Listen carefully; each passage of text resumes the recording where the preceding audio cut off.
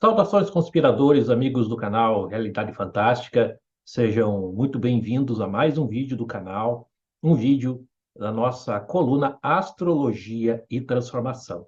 Hoje nós vamos falar sobre produtividade.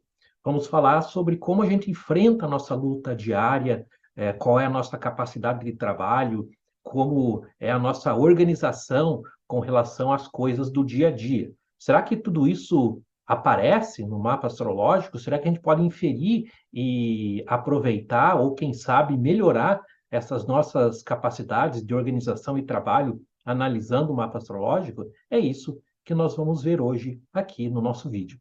Antes de prosseguirmos, pessoal, não esqueça de já deixar aquele like da confiança. E se você não for inscrito, se inscreva no canal Realidade Fantástica, que praticamente toda semana a gente tem vídeos aqui sobre esoterismo, ocultismo, astrologia, muitos assuntos interessantes, enfim. Então, vamos lá dar uma olhada. Bem, pessoal, esse aqui é um diagrama de um mapa astrológico, né? Talvez alguns de vocês tenham familiaridade, e para outros talvez isso pareça aí um bocado complicado, mas entre tantos elementos que nós temos no mapa astrológico, nós temos as casas astrológicas. Todo mapa astrológico, ele é dividido em 12 casas, começando aqui pela casa 1, 2, 3, 4, 5, 6, 7, 8, 9, 10, 11 e 12, sendo que cada uma dessas casas, pessoal, ela representa um aspecto da nossa vida. É como se a gente tivesse ali, naquele centro, numa torre do castelo, com 12 janelas que descem para 12 paisagens distintas da nossa vida. Aqui digamos assim, a gente visualizar de uma forma mais limpa, né, digamos assim, eu tirei aqui outros elementos do mapa e deixei só essa roda plana com a descrição do que cada uma dessas casas astrológicas descreve.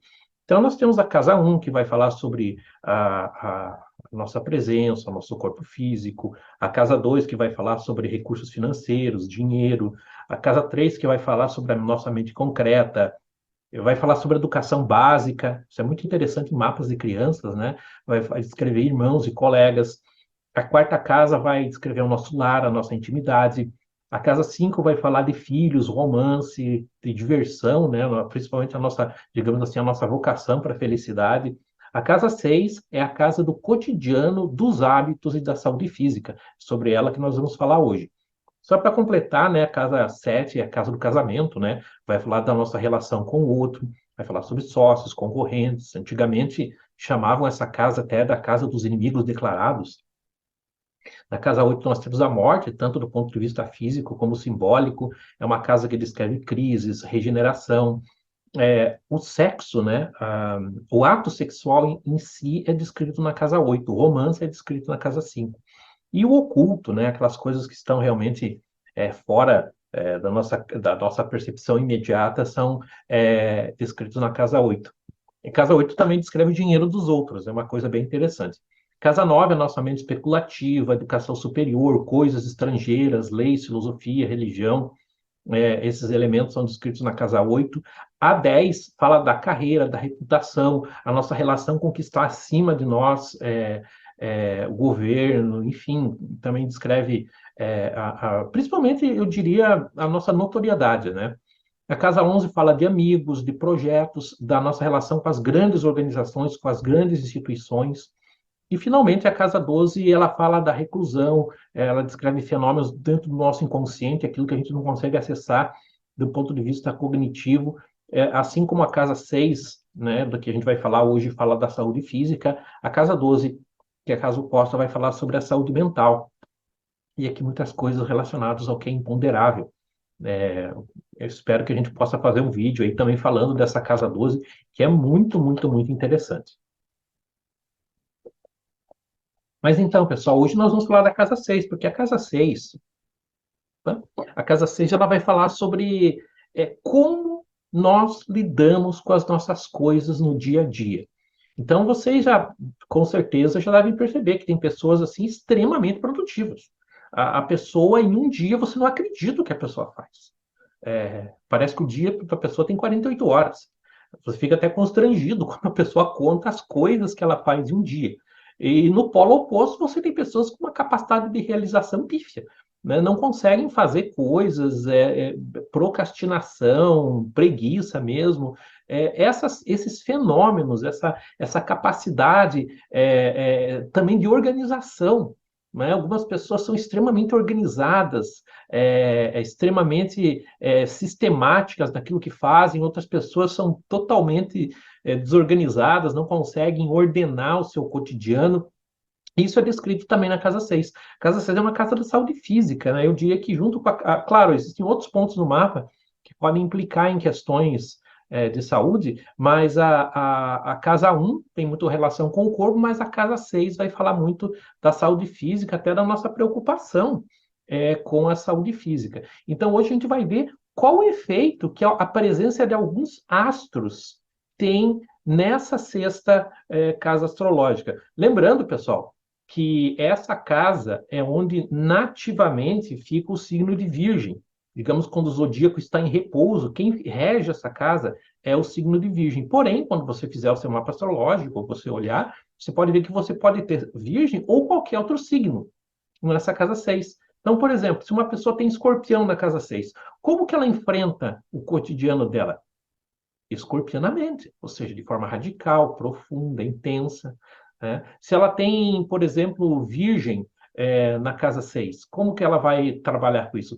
Minuciosamente, lidando nos detalhes. Geralmente são pessoas que têm uma boa percepção de asseio, de alimentação, de saúde. Então, tudo isso. Mas hoje nós não vamos falar tanto em signo, como vamos falar qual o efeito de ter certos planetas aqui nessa sexta casa astrológica. Então, existem algumas outras coisas aqui na casa 6 também. A casa 6 mostra também, digamos assim, a nossa relação com subordinados, com empregados, funcionários. Então, por exemplo, algumas posições ali ou podem tornar você uma liderança natural para funcionários empregados, como podem, de repente, descrever um tirano. Ou uma pessoa que também tem dificuldades em, enfim, dar ordens e gerenciar situações. Então, vamos ver aí algumas questões. Bom, eu sempre digo o seguinte, pessoal. Aqui, por exemplo, eu coloquei o signo, né, o símbolo do Sol, né, como se uma pessoa tivesse o Sol aqui na casa 6.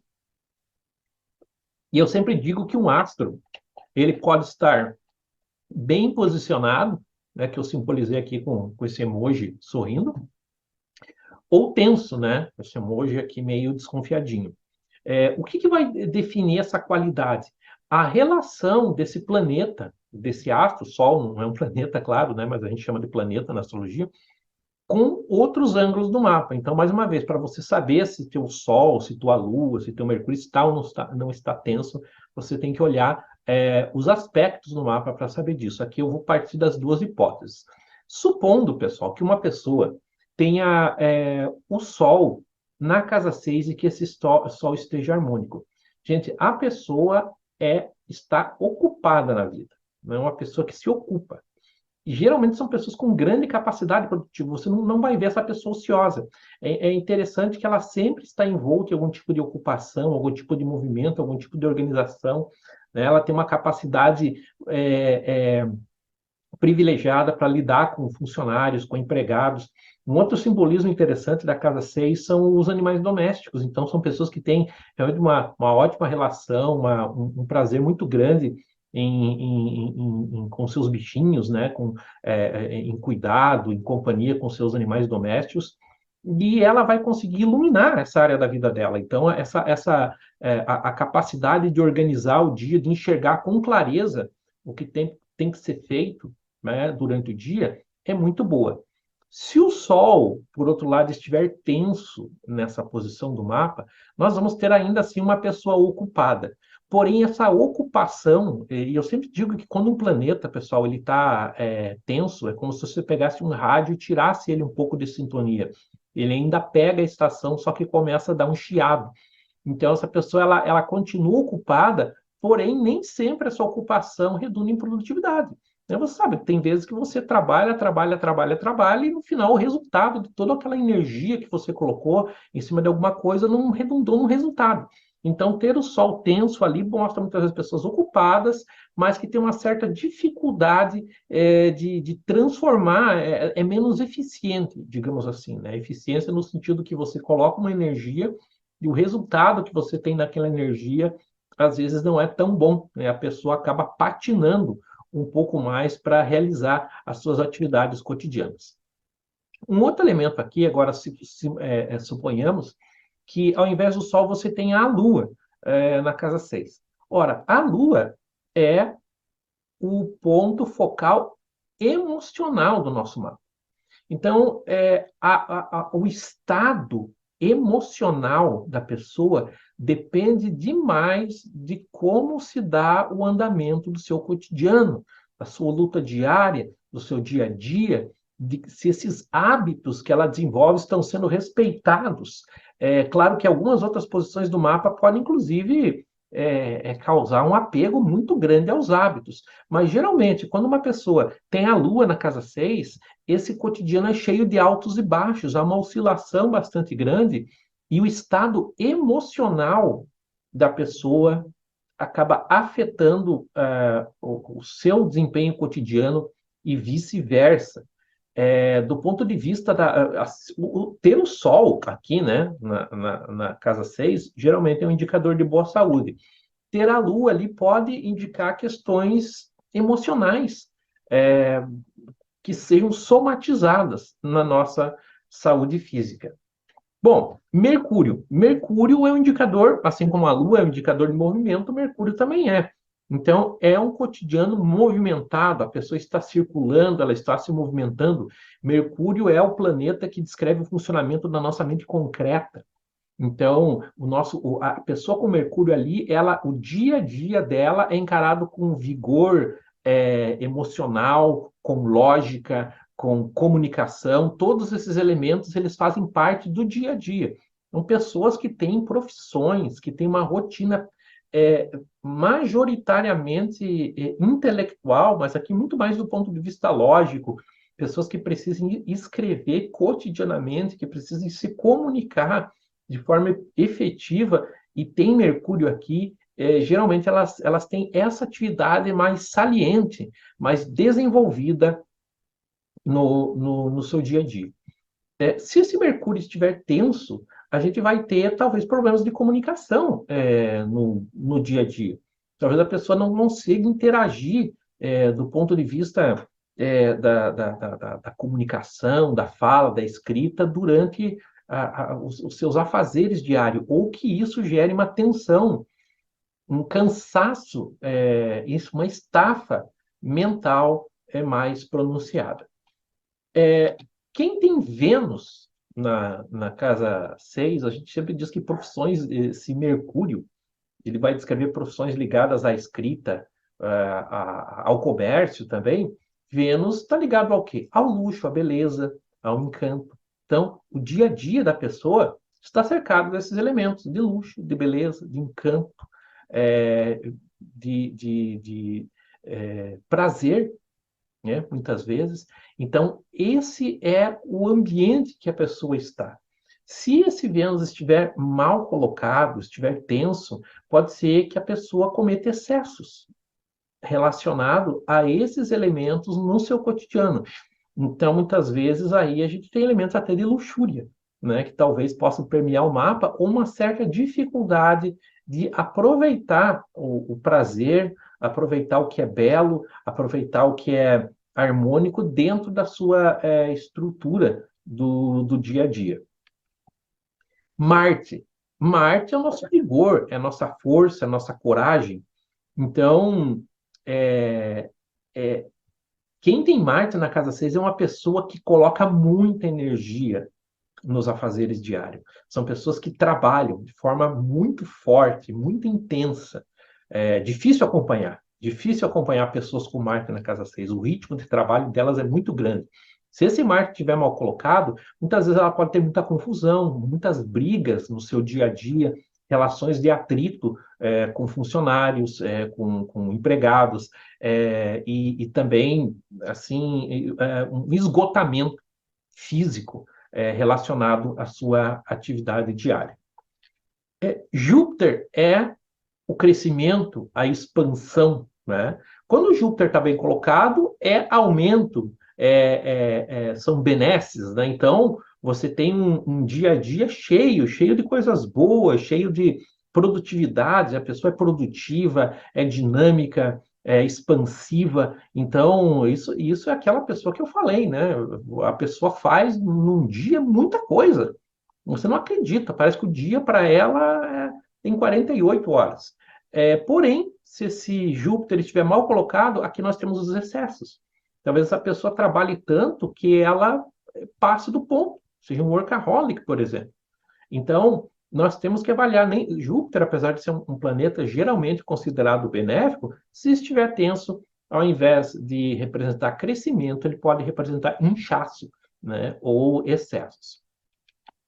Saturno, né? Saturno na casa 6 geralmente tem pessoas muito sérias. O dia a dia é sério.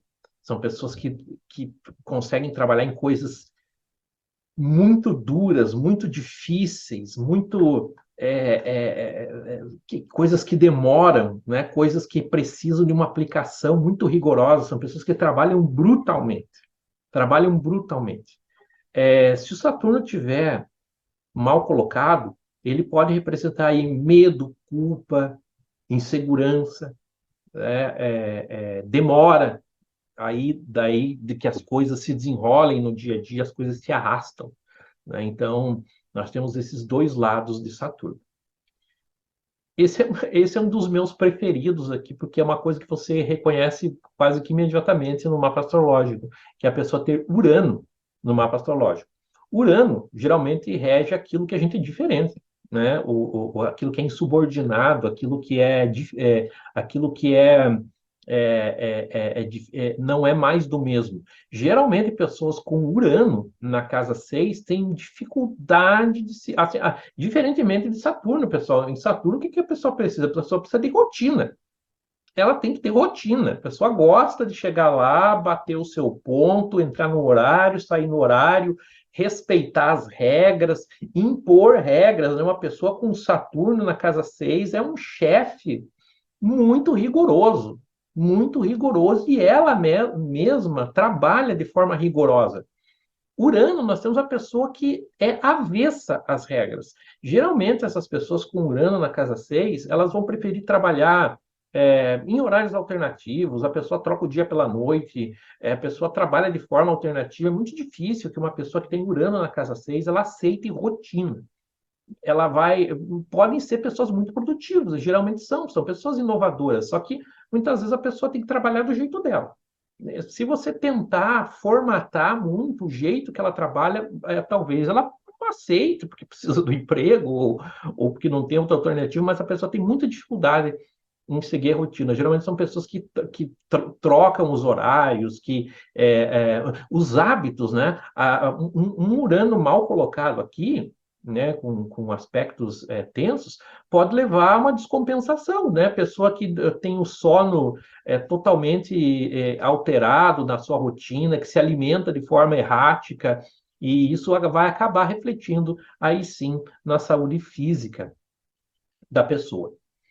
Netuno é fantasia, imaginação, então é um psiquismo profundo, né? Então, ter Netuno na casa 6 vai fazer com que a pessoa tenha uma abordagem das coisas cotidianas muito idealista, né? Então, ela vai estar muito mais atraída para, no seu cotidiano, fazer coisas de cunho artístico, trabalhar com imagem, trabalhar com a imaginação.